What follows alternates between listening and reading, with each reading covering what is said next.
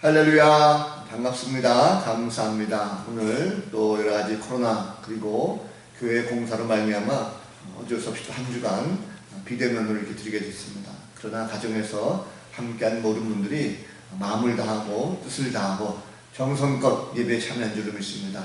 이 시간도 하나님께서 우리 가운데 한없는 하나님의 은혜를 베풀어 주실 줄로 믿습니다. 아재 개그 하나 하겠습니다. 어떤 선비가 산길을 가고 있었어요. 그는 목이 몹시 말랐습니다. 그래서 어디서 물을 좀 한 잔 얻어먹을 데가 없을까 하고 두리번 찾고 있었습니다. 그런데 그곳은 산이라서 집이 쉽게 보이지 않았습니다. 계속 물을 찾고 있었는데 어느 민가에 한 여인이 상 위에다가 물 한 그릇을 떠놓고 빌고 있는 그 모습이 보였습니다. 이 선비는 얼마나 반가운지 다가가서 그 여인에게 부탁을 했습니다. 아주머니, 미안하지만 제가 목이 몹시 말라서 그러니까 그 물을 조금만 마시게 해주세요 라고 말을 부탁했습니다. 자, 그러자 아주머니는 대답했습니다. 죄송합니다만 이 그릇 속에 있는 것은 물이 아니고 죽입니다 라고 얘기하는 것입니다. 그래서 선비가 깜짝 놀라서 물었습니다.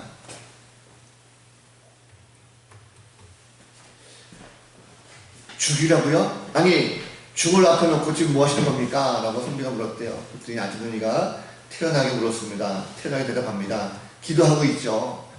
죽은 사람의 소원도 들어준다고 하지 않습니까? 라고 대답을 하더라는 거죠. 뭐 처소에서 웃을 수도 있겠지만 죽을 갖다 놓고 한들 죽은 사람을 소원도 들은다는 이 말은 말을 좀 잘못 알아들은 거 아니겠습니까? 잘못 알아들은 말은 엉뚱한 행동하게 만듭니다. 하나님 말씀은 제대로 잘 알아들어야 합니다. 잘못 알아들으면 제멋대로 판단하고 또 잘못된 길을 갈 수가 있습니다. 눈을 크게 뜨고 또 귀를 좀 세우고 특히 마음을 활짝 열고 들을 때 성령께서 말씀이 제대로 우리 마음판에 세제비지게 만들어 줄 것입니다. 자, 오늘 말씀을 통해서도 내게 주신 은혜를 좀 잘 깨달으시고 삶의 처소로 돌아가셔서 한 주간도 승리하는 거룩한 성도들 되시기를 주님의 이름을 간절히 축원합니다. 자, 여자들이 가장 듣기 싫어하는 말이 있다고 해요. 가장 듣기 싫어하는 말, 남자들이 좀 조심해야 될 말이 첫 번째는 축구 이야기고 두 번째는 군대 이야기라고 합니다. 그리고 세 번째는 군대에서 축구했던 이야기. 이것은 여자들이 가장 싫어하는 얘기라고 합니다. 자, 남자들은 군대에 대해서 굉장히 자긍심이 많이 있죠. 내가 어디 나왔는데, 수색대를 나왔는데, 뭐 해병대를 나왔는데 하면서 굉장히 자긍심을 많이 느끼고 있습니다. 자, 그런데 막상 그런 얘기 하다가 그렇게 좋으면, 그렇게 좋은 군대면 다시 군대 가라. 이렇게 말하는 경우가 종종 있죠. 그러면 남자들은 100% 죽어도 싫다 이렇게 말합니다. 어떤 사람은 군대가 있는 곳에 그쪽을 향해가지고 소변도 안 본다라고 하는 분도 있습니다. 다시 돌아가라. 근데 왜 안 돌아갈까요?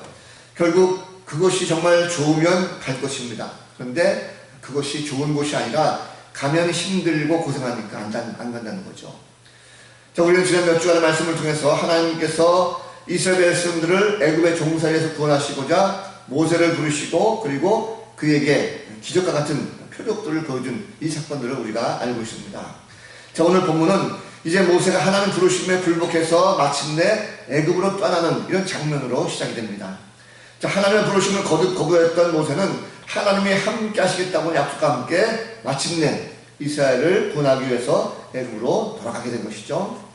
자, 근데 사실 모세가 애굽으로 돌아간다라고 하는 이 자체는 결코 쉬운 것은 아니었습니다. 자, 미디안은 광야 지역이었지만 그동안 그가 40년 동안 가정을 꾸리고 정착하며 살고 있던 곳입니다. 큰 부자는 아니었습니다. 그런데 안정된 생활을 가지고 있었죠. 가족을 꾸미고 함께 행복한 삶을 영위하고 있었습니다. 자, 애굽에 간다는 것은 행복을 포기하고 다시 고생길에 접어드는 것입니다. 목숨에 대한 확실한 보장도 없습니다. 이런 상태에서 현재 내 삶에 안정된 이 삶을 버리고 자신뿐만 아니라 온 가족을 위험과 고난의 현장으로 몰아넣는 것, 결코 이것은 쉬운 일이 아니라는 거죠. 자, 모세가 애굽으로 막상 돌아가려고 보니까, 마음을 먹고 보니까 걸리는 것들이 한두 가지가 아니었습니다. 만약 하나 자신이 잘못되면 누가 가족을 돌보겠습니까? 사랑하는 아내와 자녀들, 설령 애굽으로 돌아갔을 때에 또 그곳에는 자신을 죽으려고 했던 원수들이 혹시라도 얼굴을 알아보면 어떡하겠습니까? 백성들이 과연 내 말을 들을까? 한동안 느끼지 못했던 그런 두려움이 모세에게 찾아오기 시작합니다. 자, 그동안 거부했던 모세였지만 이제 하나님 말씀 가운데 많은 것을 보았습니다. 표적을 봤습니다. 이제는 안 갈 수도 없어요. 자, 그런데 애굽에 가서 하나님 보여주신 그 이적들을 그대로 내가 행할 수 있을까 하는 이런 걱정도 또다시 찾아오게 됩니다. 또 그런 것들 내가 보여준다 하더라도 그 사람들이 하나님을 믿겠는가? 차라리 그럴 바에야 하나님께서 한 번에 본때를 보여줄 수 있는 어떤 능력이라도 더 큰 것을 주셨으면 참 좋겠다라고 생각할 수도 있습니다. 자, 하나님을 향한 믿음이 확실하게 서 있지 않으면 섣불리 돌아가기가 힘듭니다. 뻔히 내가 그곳을 가야 하는 것을 알면서도 발걸음이 떨어지지 않죠. 모세는 결코 좋은 자리로 돌아간 것이 아니었습니다. 출세해서 가는 것이 아니었습니다. 어려움을 당할 것이 뻔합니다. 잘못하면 살아 돌아오지 못할 것도 알고 있습니다. 믿음이 없으면 가야 할 자리가 쉽게 발걸음이 떼지지 않습니다. 오히려 쉽게 가지 못하고 한숨만 쉬고 주저앉게 되어 있다는 거죠. 자, 과거에는 화려했던 인물이었지만 지금은 평범한 모세입니다. 나이도 많이 들었어요. 이제는 기력도 없습니다. 새로운 사명을 감당하기 굉장히 어려운 환경입니다. 애굽으로 돌아간다는 것은 인간적으로 보면 전혀 모세에게 득이 되는 것이 없습니다. 자, 그럼에도 불구하고 모세는 지체하지 않고 결단을 내리면서 애굽으로 돌아가고자 마음 먹습니다. 자, 이것은 어떻게 이럴 수 있을까? 이것은 하나님을 향한 절대적인 믿음이 없이는 불가능한 거죠. 하나님께서는 모세에게 담대한 믿음 주시고 애굽으로 돌아가도록 마음을 먹게 하셨습니다. 가야 할 곳에 가게 하시는 것이죠. 이스라엘 자리에 있게 하신 것입니다. 하나님께서는 모세를 보내시면서 하나하나 그 길을 인도해주고 있습니다. 자, 하나님의 부르심에 대해서 믿음으로 결단했던 모세가 애굽으로 떠나기에 앞서서 하나하나 차근차근히 준비하고 있습니다. 자, 애굽으로 돌아가면서 가장 먼저 눈에 들어오는 것이 바로 모세도 가족이 먼저 눈에 들었죠. 자, 미디안에 와서 정착하게 됐는데 그들을 도와주었고 가족으로 맞아준 사람들이 있었습니다.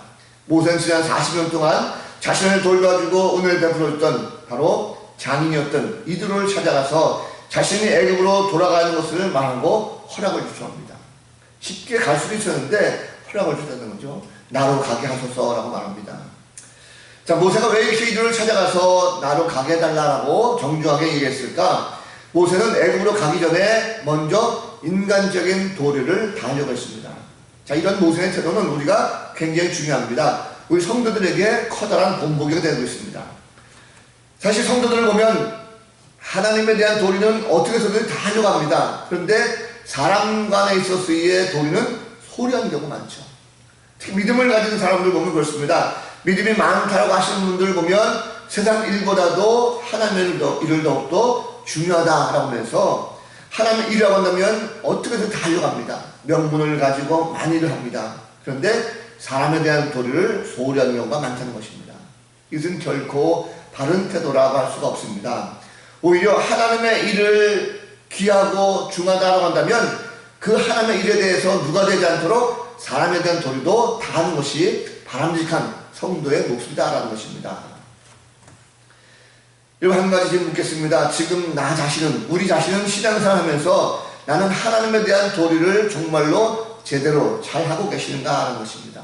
만약에 그렇다고 한다면 참으로 잘하는 일이죠. 그렇다고 한다면 아울러 사람에 대한 도리도 다 하시기 바랍니다. 왜냐하면 종종 보면 우리가 신앙생활 하면 그렇죠. 처음 예수를 믿고 발을 딛고 따라올 때는 가정에 대해서 굉장히 소중하게 생각합니다. 비중을 많이 두고 있다는 거죠. 그런데 신앙생활을 점점 깊게 하면 할수록 교회에 봉사하게 됩니다. 봉사하게 되고 각종 모임에 많이 참여하게 되죠.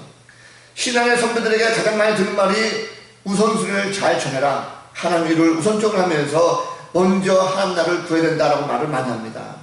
자, 그러다 보니까 모든 것이 교회가 우선시해야 된다는 거죠. 그러다 보니까 어느덧 나 자신도 모르는 사이에 가정 모임보다도 교회 모임이 더욱더 중요하게 느껴집니다. 그래서 교회 안에서는 최선을 다해가지고 섬기는 모습입니다. 물론 좋은 현상이죠. 그런데 우리가 그것 때문에 망각해서 안 될 것이 있습니다. 바로 하나님께서 창조하실 때의 창조 성리를 보면 교회보다도 가정을 먼저 만드셨다는 것입니다. 다시 말하면 신앙을 이야기하면서 가정에 돌아가서 해야 될 가정에서의 본분을 잊어서는 결코 안 된다는 것입니다. 내가 교회에서 신앙생활하면서 하는 만큼 가정에 돌아가서도 가정에 대한 도리를 다 하는 것, 이것이 바로 믿음의 사람의 바른 모습이라는 것입니다. 가정에 돌아가서 부모에 대한 도리를 다 하고 있습니까? 아내에 대한 도리, 남편에 대한 도리를 다 하고 있습니까? 자식에 대한 도리를 다 하고 있습니까? 친구와 이웃에 대한 도리, 이런 모든 것들은 인간적인 도리를 다 할 때 하나님께서도 기뻐하시고, 그리고 그런 사람이 하나님께서 쓰임받고 세상의 빛과 소금이 되는 존재가 될 수가 있다는 사실입니다. 가정을 저버리고 의무를 다하지 않은 사람들은요, 대부분 보면 이단에 속한 사람들이 많습니다.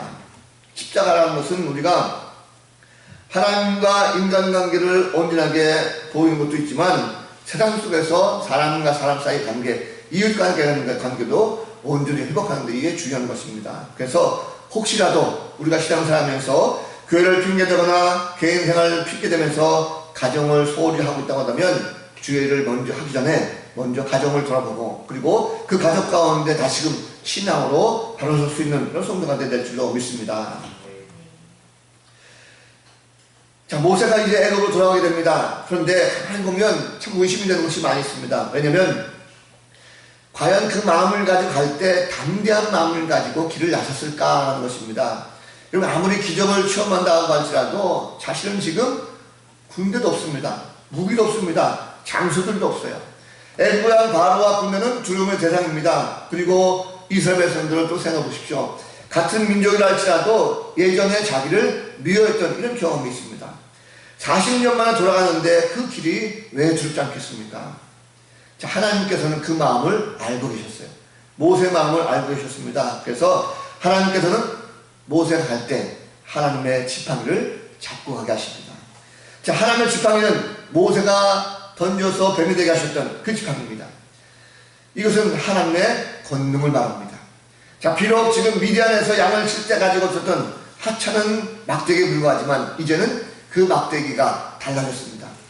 인간의 손으로 쥐고 있을 때는 그 목동이 지팡이에 불과했습니다. 그런데 이제는 하나님의 손이 붙잡고 있는 지팡이입니다. 그렇기 때문에 모세가 하나님의 지팡이를 잡고 애굽으로 돌아간다는 것은 모세가 하나님의 권능을 힘입어서 애굽으로 갔다라는 말씀으로 해석할 수가 있습니다.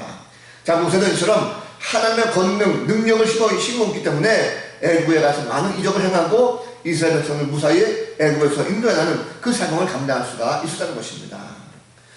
여러분, 가만히 모세가 보십시오. 모세는 힘이 강했습니까? 그렇지 않습니다.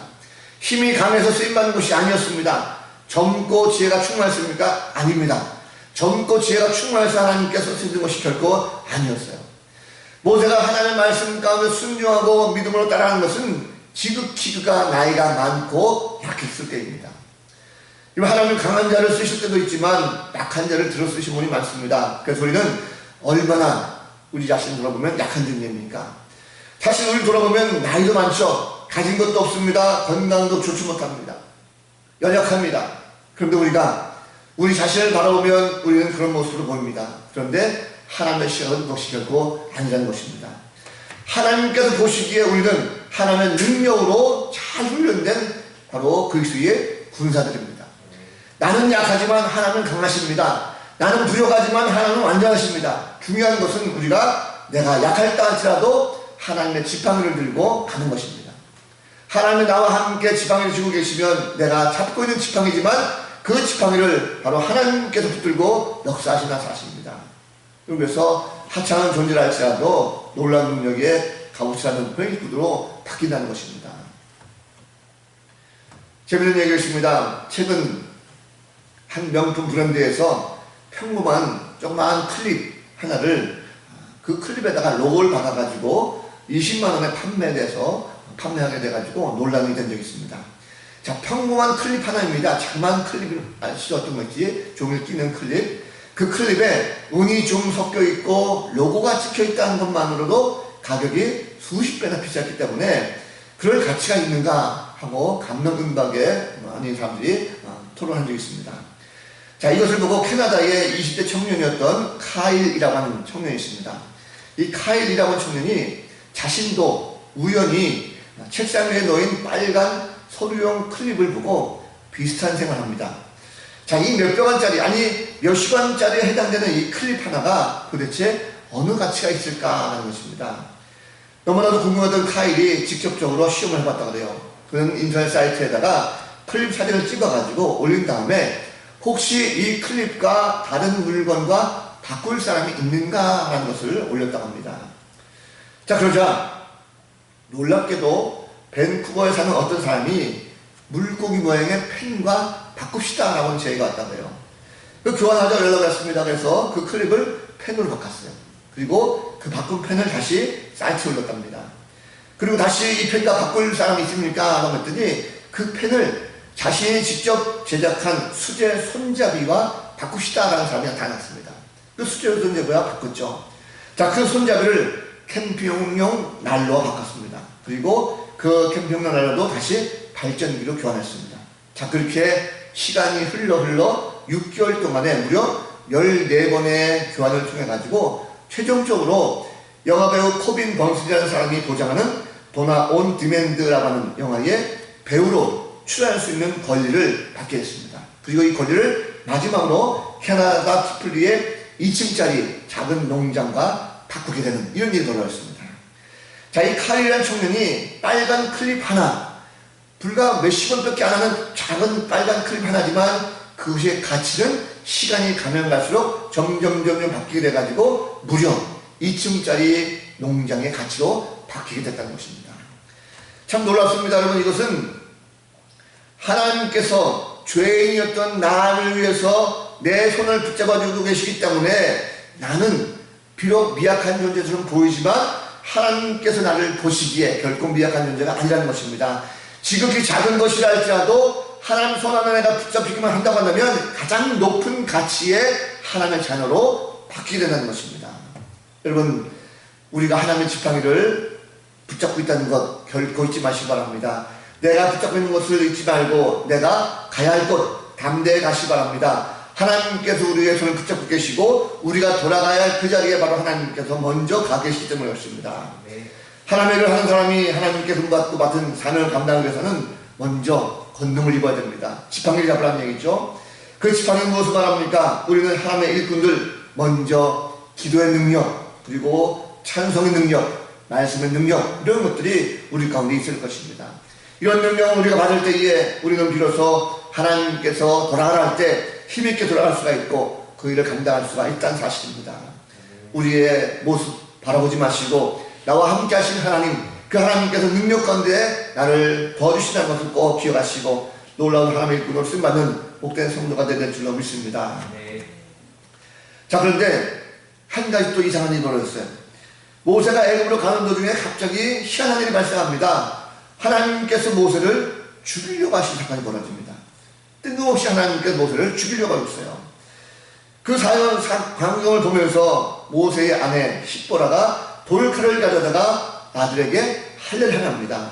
그리고 그 모습 가운데 하나님께서 모세를 살려주시죠.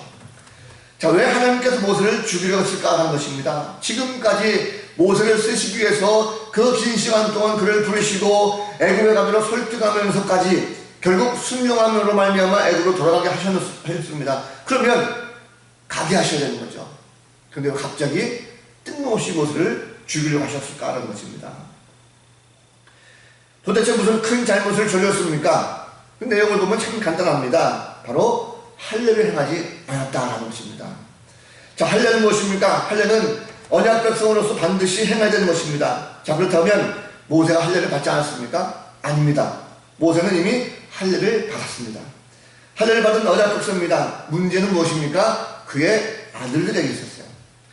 자, 말씀을 자세히 보면 모세가 처음 출발할 때의 그 모습은요, 20절 말씀 보면 아내와 그의 아들들과 함께 갑니다.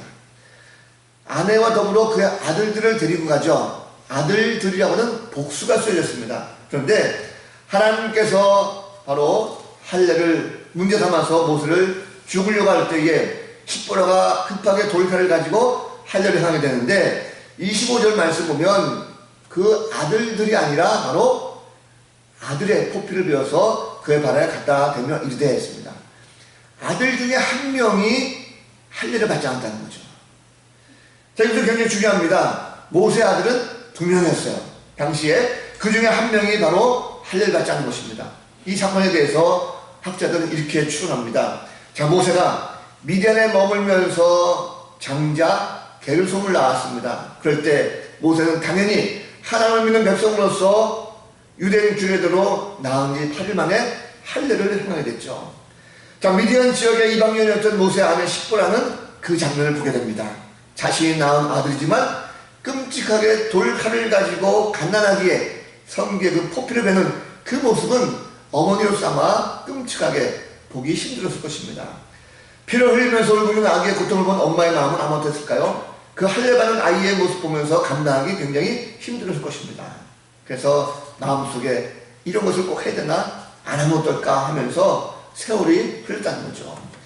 둘째 아들 엘리에셀을 낳았습니다. 다시 할례를 행해야 되는데 이미 이방 민족의 풍습에 젖은 지 오래됐습니다. 그리고 엘리에셀은 모세가 나이 들어서 낳은 아들입니다. 아무래도 나이가 들다 보면 여성의 소리가 더욱더 커진 것이 아닌가 싶어요. 둘째 아이에게 모세가 할례를 행하지 못하게 낳은 것, 이 시끄러운 것이 아닌가 생각합니다. 그런데 하나님께서 모세를 죽이려고 하셨을 때 당연히 할례를 받아함에도 불구하고 받지 않았던 한 아들의 생명을 보시고 하나님께서 모세를 죽이려고 했을 때 바로 십보라는 무엇이 문제인지를 알고 있었고, 그래서 엘리에셀의 할례를 행함으로 피를 흘려서 남편의 목숨을 구했다는 뜻으로 피난편이다라고 이렇게 부르겠다는 것입니다. 자, 여러분, 이 말씀은 하나님께서 비록 하나님께 친히 택한 자라 할지라도 영적 잘못을 범하게 되면 엄하게 징계하신다는 것을 우리에게 말씀하고 있습니다. 특별히 선택받은 자, 지도자인 경우는 더욱더 그렇다는 거죠. 자, 모세가 자녀의 할례를 온전히 시행하지 않는 데는 여러 가지 이유가 있었을 것입니다. 피치 못한 사정도 있었을 것입니다. 하지만 하나님께서 쓰시는 사람, 백성의 지도자로 나선 모세가 무엇보다도 먼저 하나님의 명령 가운데 절대적으로 순종해 됐습니다. 이걸 생각해 보십시오. 지도자가 지키지 않는 하나님 말씀을 백성들이 과연 잘 따르겠는가? 절대 그럴 수 없습니다. 백성들은 지도자를 본받기 마련입니다. 그렇기 때문에 국가의 지도자라든지 교회의 지도자가 된 사람들은 먼저 말씀을 순종하고 본을 보이는 이 모습이 필요하다는 것입니다. 만약 사람들이 절대로 따르지 않는 것을 우리가 알고 지도자를 먼저 하나님께로 돌아가라고 하신 그것을 힘들고 어렵다 할지라도 먼저 믿음 가운데 가는 이 본이 있어야 될 것입니다. 나보다 먼저 하나님 뜻을 알고 실천하는 이 성도들 꼭 돼야 될 줄로 믿습니다. 결국 오늘 말씀들을 보면 하나님께서는요, 택한 일꾼들을 그냥 보내시는 것이 아니라 훈련시켜서 사용하신다는 걸 말씀하고 있습니다. 잘 훈련된 일꾼을 필요한 곳으로 보내실 때 담대하게 가기로 하십니다. 보내시는 곳을 가기 위해서 우선순위를 잘 정하기로 하는 거죠. 하나님은 하나님께 최선을 다해 섬긴 사람만큼 이웃에게도 함께 최선을 다해주기를 바라고 계십니다. 특별히 삶 속에서 가장 밀접한 관계를 유지하는 사람들의 관계가 얼마나 중요한 것인가라는 것을 우리에게 말씀하고 있습니다. 또한 비록 능력은 부족하지만 자신의 능력을 믿는 것이 아니라 하나님이 함께 하실 때 이 모든 것을 다 감당할 수 있다는 사실을 우리 가운데 말씀하고 있습니다. 그리고 내게 맡겨준 일, 이것이 얼마나 소중한 것인가라는 것을 잘 감당해 주기를 원하고 있습니다. 그리고 하나님은 신실하신 분이십니다. 믿음으로 말미암아 잘 달려가는 자들에게는 반드시 상급을 주십니다. 그러나 잘못을 저지르는 사람은 반드시 징계도 하시느니라. 하나님은 죄를 미워하시죠.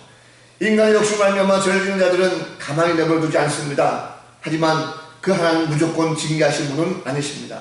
그 사람의 환경과 여건을 살피시는 그 하나님은 불쌍히 여기신 분이십니다. 실수에도 용납하시고 때로는 포근하게 감싸 안아주기도 하죠. 인간은 참으로 죄인입니다. 얼마나 많은 죄악을 지었습니까? 하나님 앞에 불순종하고 하나님을 떠났습니다. 그럼 하나님께서 우리에게 불쌍히 여기시고 이 땅에 구원의 메시아를 보내시죠. 예수님은 바로 구원을 위하여 이 땅에 오신 바로 메시아 하나님의 아들이십니다. 인간으로 오셨습니다. 예수님은 본래 하나님과 동등하신 분이십니다. 창조주가 여러분 생각해 보십시오. 피조세계에 피조물로 오시는 것이 어떤 의미가 있습니까? 그것은 바로 고통이라는 거죠. 그 자체가 고통입니다. 이 치욕적이고 비참한 것입니다. 그러나 예수님은 그 모든 걸 잘 감당하시고 친히 인간으로 되어오셨어요. 그리고 가장 초라한 모습으로 비참한 모습으로 십자가에 달려 돌아가셨습니다. 그것이 이 땅에 오신 주님의 목적이었습니다. 인간의 모든 죄의 문제를 다 해결하시고 믿는 자들에게 구원을 허락하셨어요. 주님은 다시 하늘나라로 돌아가셨습니다. 우리에게 돌아갈 곳이 어딘지를 알게 하셨습니다. 사람들은 이 땅의 삶이 전부인지 알고 있어요. 그러나 우리는 그것이 다 아닙니다. 그는 지극히 일부에 불과하다는 것이죠. 이 땅에 사는 동안의 다가 아니라 우리의 삶은 유한합니다. 그렇기 때문에 죽음 이후에 인간은 심판대에 서게 되어 있습니다. 구원받지 못한 자들은 죄의 심판으로 말미암아 지옥에 가지만 믿는 자들은 구원의 기쁨을 누리면서 천국으로 가게 되어 있습니다. 천국으로 돌아가는 자는 영생의 삶을 누리게 되어 있다는 것입니다. 그것이 바로 성도들의 인생 목적을 알게 하십니다. 자, 이 세상에 살면 때로는 피치 못하게 다시 돌아갈 것도 많이 있습니다. 그것은 힘들고 어려워서 남들이 돌아가기 싫어하는 것입니다. 그러나 믿음을 가진 성도는 기꺼이 그것도 가야 할 것입니다. 주님이 가신 길이기 때문에 우리도 따라가야 됩니다. 때로는 그 십자가가 무거울 수 있습니다. 그러나 내게 주어진 십자가를 지고 반드시 따라가야 됩니다. 주님 가신 그곳으로 함께 돌아가야 된다는 것입니다. 주님이 가라 하시는 것은 힘들지만 주의 건너로 지켜주시고 보호하십니다. 그래서 말씀을 따라 순종하고 나갈 때 반드시 승리하게 만들어주십니다. 자, 좋은 자리로 돌아가는 것은 쉽습니다. 사람들을 가만 보면 내가 대접을 받고 인정받는 자리는 사람들이 다 좋아하고 쉽게 갑니다. 세상 사람들 모두 다 그런 곳으로 가고 싶어 합니다. 또 그런 곳으로 가려고 하죠. 힘들고 어려운 곳으로는 다시 돌아가지 않으려고 하고 있습니다. 믿음이 없는 사람들은 힘들고 어려운 것을 쉽게 포기하고 돌아가지 않습니다. 그런데 믿음은 그렇지 않습니다. 믿음은 험한 곳이라도 가게 합니다. 그것이 나에게 어려움을 주는 것이라 할지라도 주님이 원하는 것이면 믿음으로 갈 수가 있습니다. 하나님은 우리를 보내실 때 그냥 보내지 않습니다. 반드시 손에 지팡이를 쥐어주십니다. 바로 하나님의 능력으로 나가게 하시는 것이죠. 믿음의 사람을 할지라도 잘못하면 반드시 징계하십니다. 말씀을 듣고 말씀을 붙잡고 나가야 되는데 중심이 흔들리고 엉뚱한 곳으로 돌아간 자에게는 반드시 채찍으로 정신 차리게 만들어주십니다. 믿음을 가지고 자신의 자리로 돌아간 사람은요 반드시 이길 힘도 함께 해주십니다. 하나님 명령에도 제자리에 돌아가기를 거부하는 사람은 삶의 환경이 바로 눈앞에 펼쳐지기 때문에 그것을 보고 두려워하기 때문에 그렇습니다. 더 편안하고 안락한 삶을 요구하는 사람은요 결코 힘들고 어려운 자리로 돌아가지 못합니다. 눈앞에 보이는 좋은 것만 따라가려고 하기 때문에 그렇습니다. 그러나 잠시 내게 고난이 있다 할지라도 그것조차도 나에게 유익이 되는 것이고 기쁨을 가지고 그것을 감당하고자 하는 자는 바로 이전보다도 더 큰 기쁨과 영광을 하나님께서 보게 해주시는 사실입니다. 자, 모세는 이제 자신의 사명을 위해서 애굽으로 돌아갑니다. 더 이상 망설이지 않아요. 그의 오른손에는 하나님의 권능의 지팡이가 항상 함께 했습니다. 그 지팡이는 애굽에서 나와서 이제 가나안 땅까지 가는 모든 여정 속에 늘 하나님이 함께 하시는 징표였습니다. 이미 하나님께서 돌아가는 모든 곳에서 그 환경이 어떤지를 다 알려주셨어요. 모세의 목숨을 의리던 모든 자들이 다 죽었다는 것을 알려주셨습니다. 이제는 두려움이나 걱정이 생기지 않습니다. 지금은 억지로 가는 것이 아닙니다. 믿음으로 담대하게 하는 것입니다. 반드시 하나님께서 이스라엘 백성들을 이끌고 출애굽시켜주신다라고 하는 그 확신 속에 담담을 가지고 돌아가는 길입니다. 자, 여러분 말씀을 정리합니다. 우리가 신앙생활 하다 보면 때로는 하나님께서 어렵고 힘들었던 그것을 다시금 원위치 하라라고 할 때가 있습니다. 그것을 내가 갈 필요가 있을까? 힘들고 어려운 것을 다시 내가 또 경험한다는 것이 결코 쉽지 않습니다. 그것이 왜 내가 져야 될 것입니까? 라고 반문할 수가 있습니다. 그러나 하나님께서 우리가 그것이 꼭 필요하기 때문에 다시금 그 자리로 돌아라 라고 말씀하는 것입니다. 가정생활이 힘드십니까? 직장생활이 힘드십니까? 건강 문제가 있습니까? 아니면 이웃과의 관계 문제가 있습니까?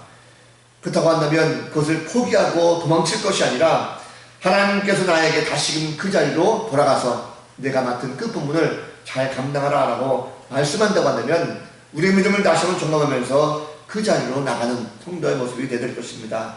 그것이 바로 하나님께서 우리에게 요구하는 것이고 그것을 다시금 회복하시고자 우리를 성하시는 바로 올바른 모습인 것입니다. 결코 우리 혼자 보는 것이 아닙니다. 바로 하나님께서 늘 동행하시고 나와 함께 하신 사실을 결코 잊어서는 안 될 것입니다.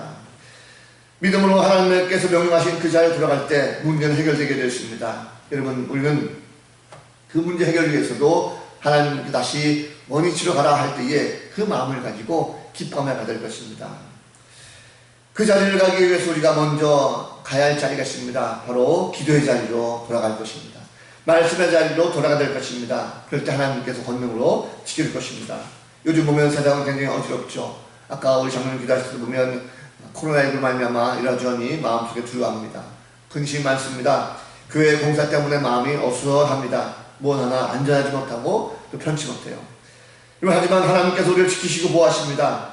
그렇다고 하면 우리가 다시금 우리가 가야 할 자리, 믿음의 자리, 신앙의 바로 다시 원인치 않은 그 자리로 돌아가서 하나님께서 말씀하신 그것을 가지고 함께 기도하고 말씀 생활을 가지고 함께 믿음으로 잘 이겨내는 성도가 되어야 될 것입니다.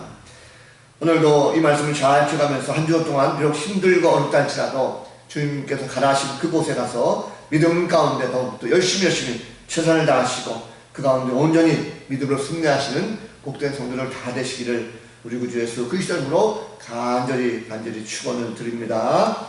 아멘. 기도하겠습니다. 은혜가 풍성하신 아버지 하나님 참 감사합니다.